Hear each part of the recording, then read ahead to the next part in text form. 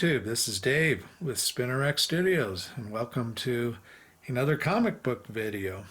This one's going to be a little bit different, and it's going to feature Western comic books, but I know that Western comic books are not a favorite of most collectors, but bear with me because I think you'll be interested in a lot of these covers that we're going to look at.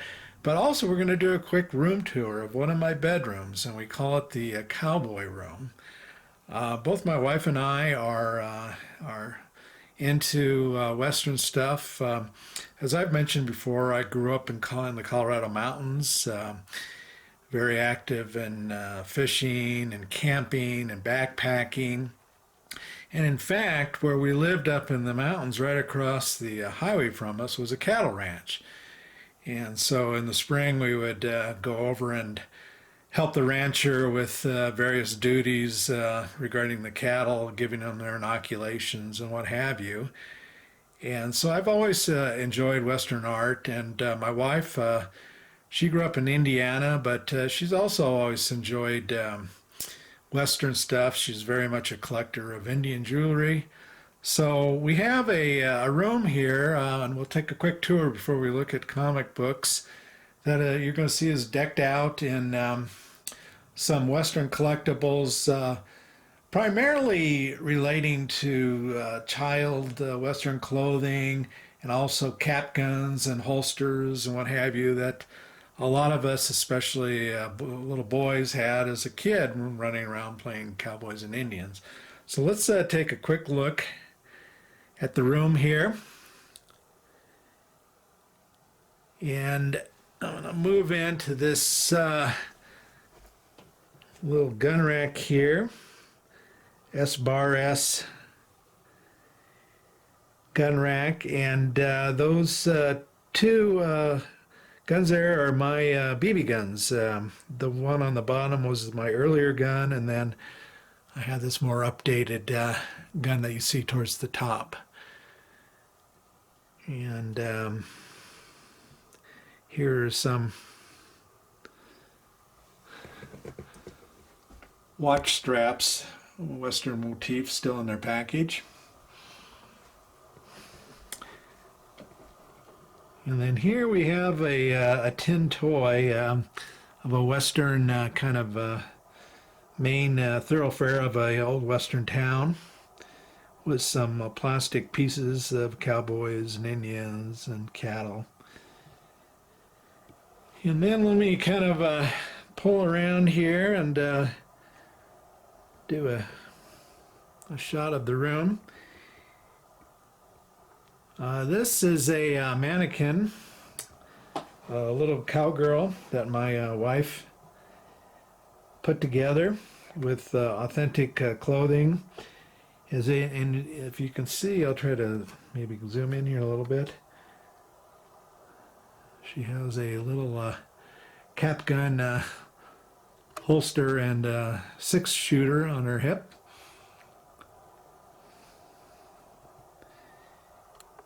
And then just, a lot of vintage child clothing, cowboy clothing, cap guns and holsters. And here's a bed, kind of done in a Western motif.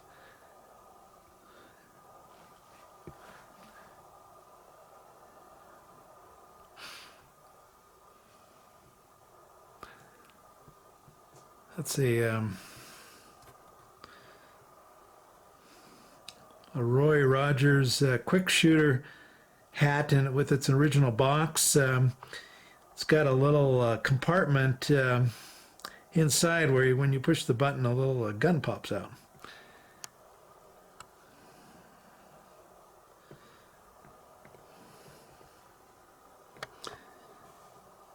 And we'll just kind of come around here, and here's a bookcase, and a lot of Western books for children and what have you are in there.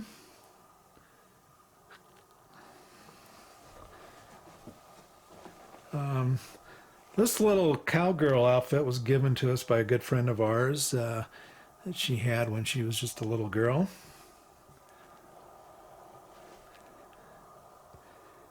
There's some cap guns.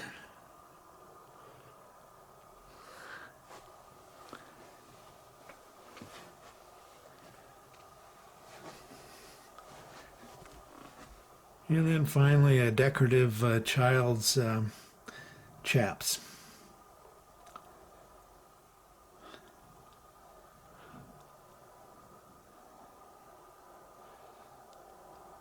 So anyway, this is the room. And let's get to seeing some Western comics. Okay, on to the comic books. A lot of times in these Western videos, you see a fair number of the Marvel books from the 70s, but what I'm going to show you is pretty much all 10-cent Golden Age books. Almost all of them are probably in a very short span of time from about 1948 to 1953 or so. But anyway, here we're starting out with Blazing West. I believe this is issue number 1. Unfortunately, some of these older issues, they don't have the issue number on the cover. But as you can see, the cowboy there on the horse is just shot through the guy's wrist, and so he's dropping his gun. By the way, these are some actual old caps for those cap guns that I just showed you.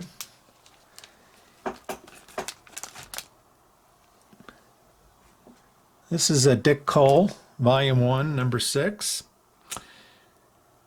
And Dick Cole was a comic that really, it wasn't really a Western, but in this particular issue there was a Western theme going on. And interestingly enough, this is an L.B. Cole cover. L.B. Cole, one of my favorite artists. And, you know, he was such a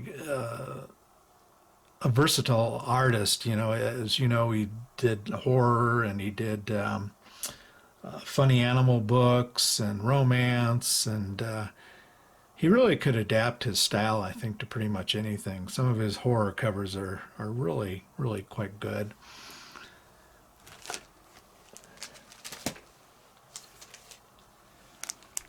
Here we have an interesting one. This is Deadeye Western. And if you read, it says the Iron Man. Our bullets bounce right off of them. And if you see, they're kind of wearing iron helmets and stuff going over their chest. And you got to kind of wonder, you know, this was probably published, like I said, in the early 30s or late 40s, early 50s. And I wonder, you know, did Stan Lee perhaps get his Iron Man idea from this book? One never knows.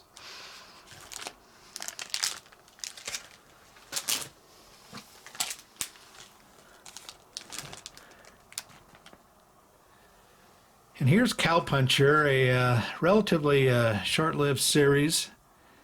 I believe there may be 6, 7 issues of it, but well known for having fairly scantily clad women, and I think somewhat of a controversial comic back in its day.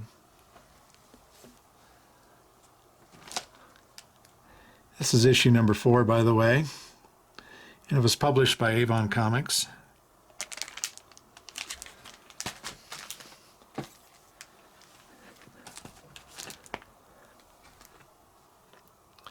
Cowboy Western Comics. By the way, a lot of these books are reprints of comic strips that were shown in, were published in newspapers and what have you.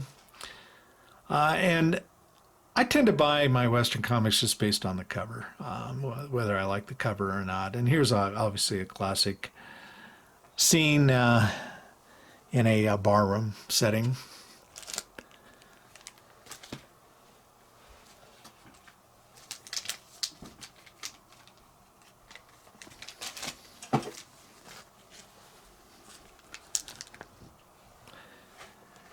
Chief Wahoo, once again, a popular strip, comic strip dating, I think, back into the late 30s, and then reprinted in this comic book here. If you look at him, this is definitely, I think, a book you could not publish today.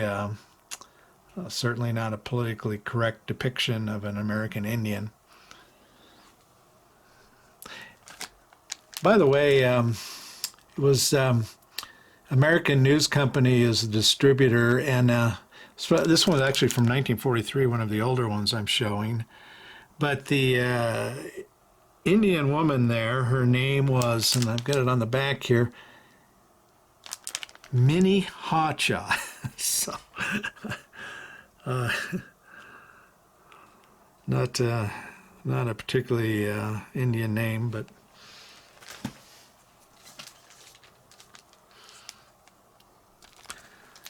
this is Buck Jones, published in 1952. I believe it's issue number 8. A beautiful painted cover.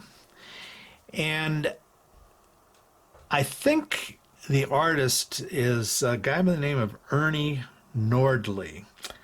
And I've got a little write-up here. He was born in Salt Lake City, Utah, from Norwegian. His parents were Norwegian immigrants. And he was born in 1912 and primarily an animation designer and layout artist for Walt Disney Studios. But he did some work in the comic book industry with painted covers, and I believe this is one of them. And I've got a number of others, but just really probably some of my most prized comics. I just really enjoy these painted covers that I believe he did.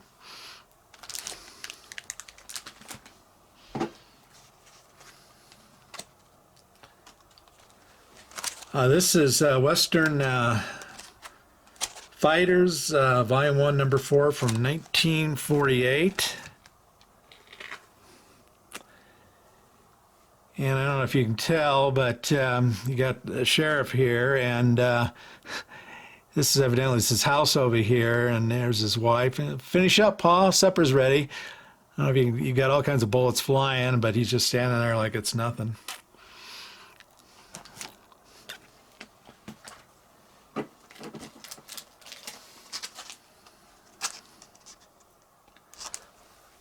Western Comics, number 15. And this is a DC publication. Kind of an interesting one. The guy's the primary guy here is getting a haircut, and there's a cowboy riding outside the barber shop shooting through the window.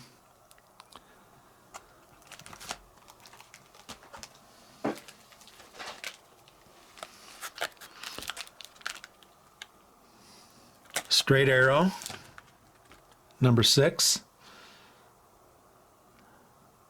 Very dynamic cover.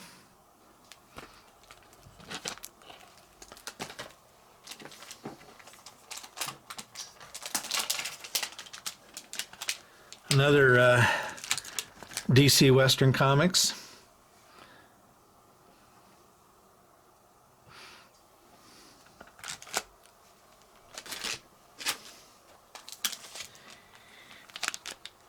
This is one of my favorite comics.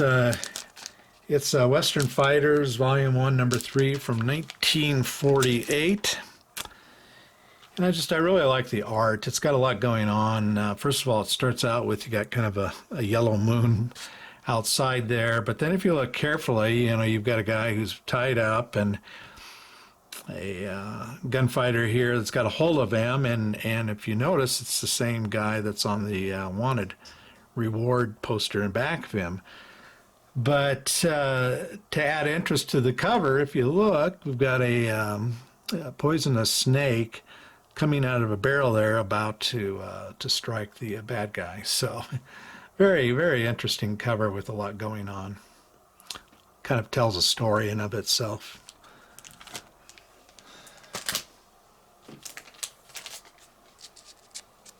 Western Outlaws and Sheriffs, number 65.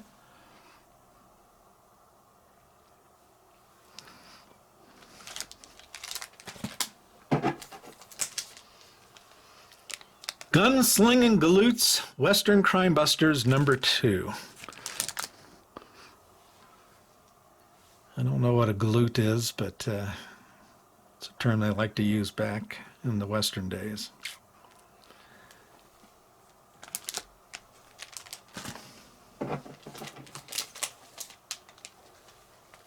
This is Straight Arrow number 47, and a very interesting cover.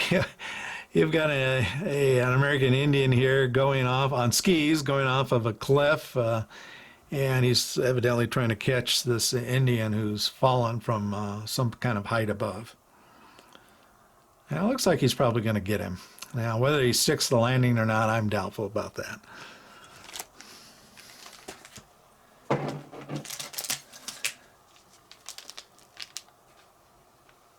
1948 Roundup Western Crime Stories, and this is number 2. There are only 2 issues of this, but I always like this cover, especially with the woman here, and she's slapping the guy going, "You're a liar."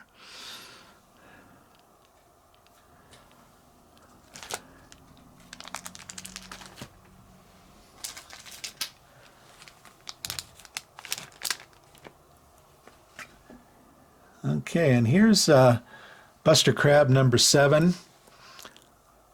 A lot of these, I think, are reprints of strips, but you know, Buster Crabb was a Hollywood cowboy star, and the interesting thing about these covers is that they had him going pretty much all over the place. I've got another one where he's meeting aliens, and this one is, you know, probably in Africa or somewhere like that. You can see there's a shrunken head on that guy hanging off of that guy's neck there.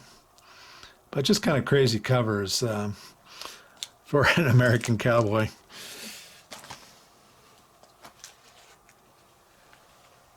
Okay, Blazing West number 14.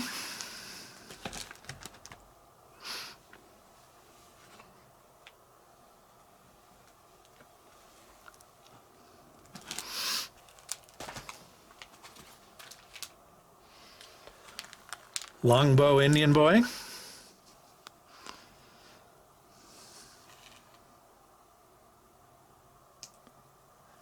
And I believe the issue number is number 9 on that.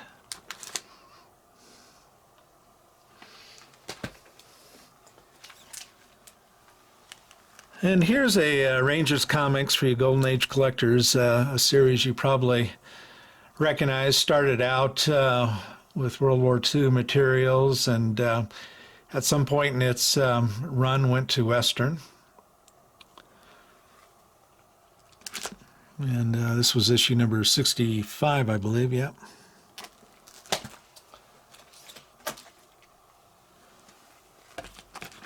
Another Rangers comics, and the woman, the redheaded woman, was named Firehair.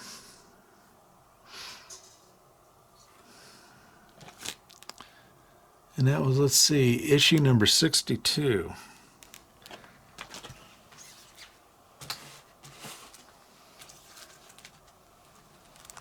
Okay, here's Red Ryder Comics. And Red Ryder Comics was started by a guy by the name of Fred Harmon.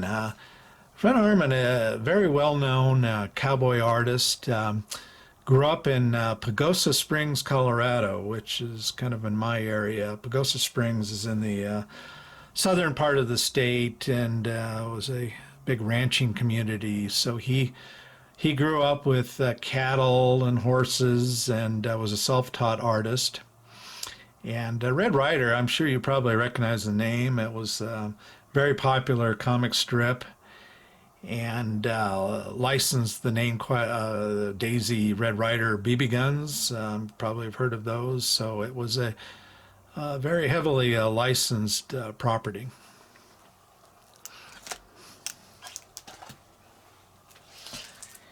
Now, when Fred Harmon retired from drawing the strip, they continued it and had painted covers. And once again, I believe this is by that Disney artist by the name of Ernie Nordley that I mentioned.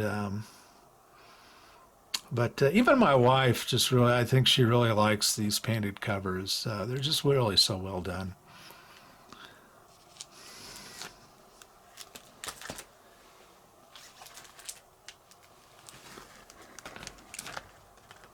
Another Red Rider by Fred Harmon.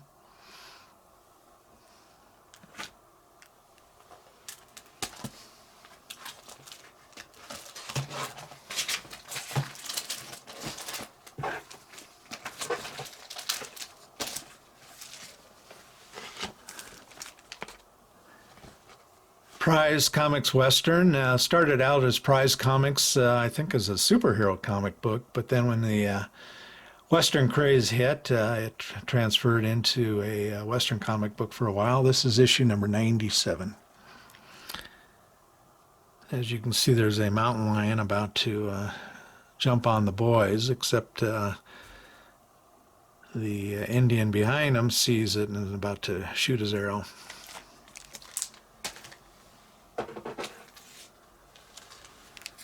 Here's another prize Western, number 73.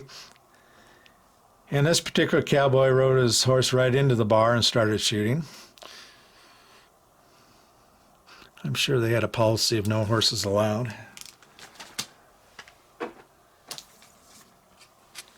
Okay, here's another one of those Red Rider painted covers, and you know, just look at the expressions on the faces here. So well done. You can tell that they're, first of all, that this guy is not doing well, and then Red Rider himself, you can tell he's a little bit concerned. It looks like they're being outgunned here. You got kind of like a cacti type plant here, and very well done.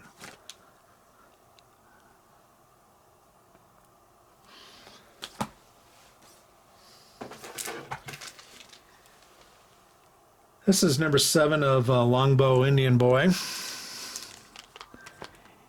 And it's also one of my favorite covers because if you can see, it looks like they're in a canoe here, and it looks like they're hunting, trying to find somebody. And lo and behold, if you look, there's a kind of a young Indian boy underneath the water breathing out of some type of tube.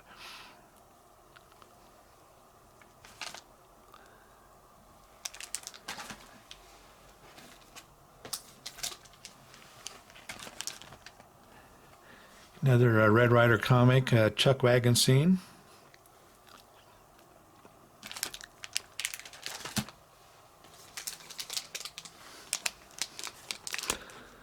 Ranger Comics, number 54, starring Firehair, holding down the fort.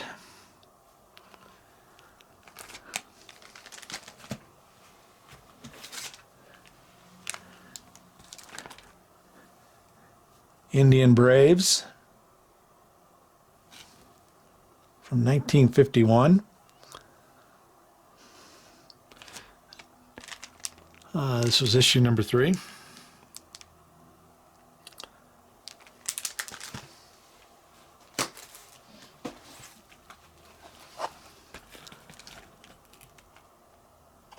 And another Red Rider comics by Fred Harmon. This is one cover you see quite a bit. Riding a nice black stallion there.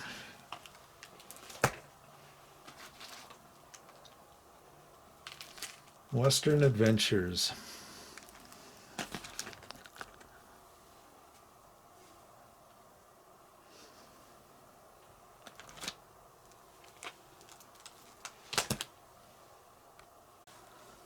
All right, so here we have EC's Saddle Justice, issue number 5, and of course EC Comics best known for its horror comics, but they did a little bit of westerns. Great covers on these.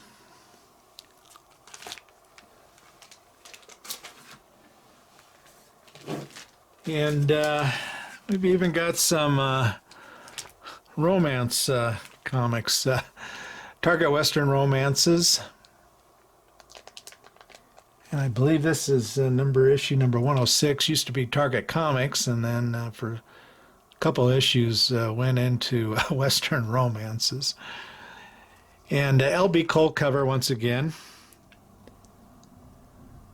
and On the cover, I don't know if you can read it, but she's professing her love for him, and he professes his love for her and talks about how she's changed his life for the better. But what's interesting is here's the bad hombre hiding in the shadows there behind a rock, and he says, "Your wife, eh? Well, if she doesn't marry me, she's not going to marry anyone." So clearly he's going to shoot the poor guy off of his horse here. And here is another Western Romances, the next issue. And kind of a similar thing. We got, yet another jealous cowboy in the wings there.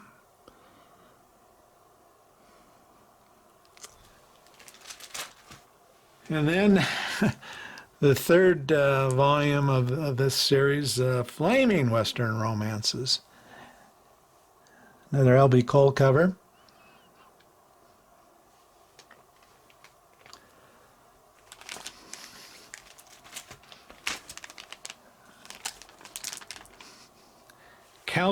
Cowgirl Romances.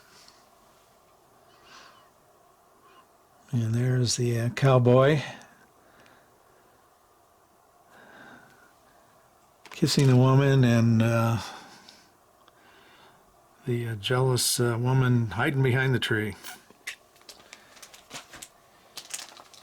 Okay, starting to get to the bottom of the pile here. Here is another copy of Buster Crabb, and if you recall, I mentioned that there's a cover where he's fighting aliens of all things, and here it is. So, crazy cover, obviously.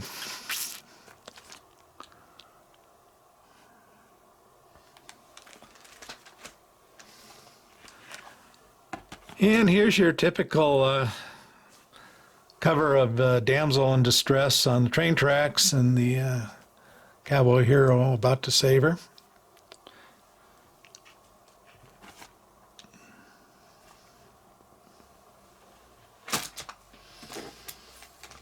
Here's a book that, number 2 of Redskin, comic book that cannot be published today. Would be deemed to be offensive.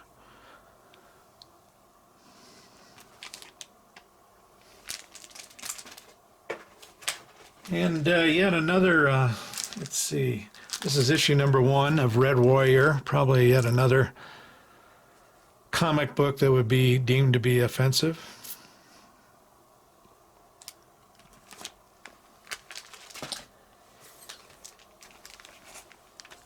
Another one of those painted covers, Red Rider.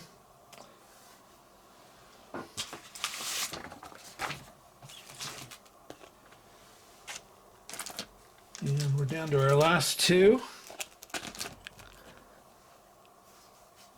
Another Red Rider painted cover.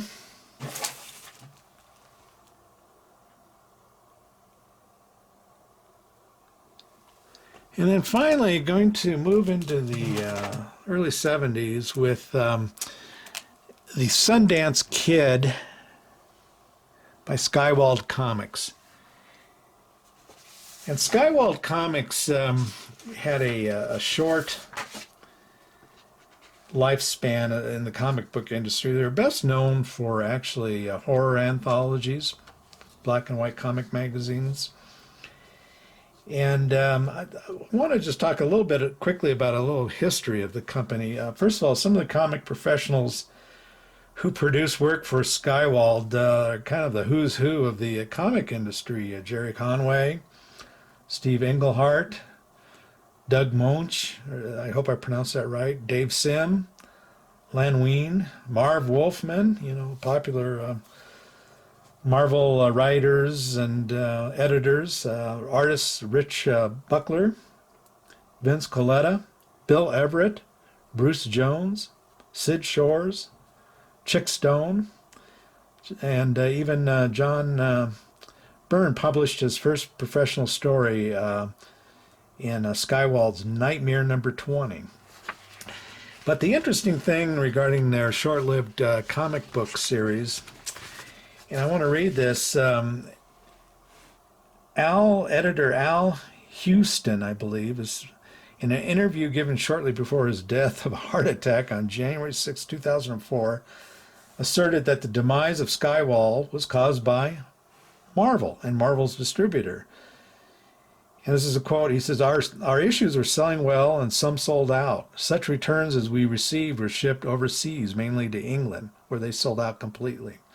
When Marvel entered the game with countless titles, gutting the newsstand, their distributor was so powerful they denied Skywald access to all but the very largest newsstands. So our presence was minimal and fans and readers simply couldn't find us. And so anyway, he basically blames Marvel and Marvel's distributor and the powerful clutch that Marvel had on the industry for the demise of Skywald. But anyway, that concludes looking at some of my Western comic books in the comic book room, and I hope that you've enjoyed it and stuck through the video. We'll see you next time. Take care.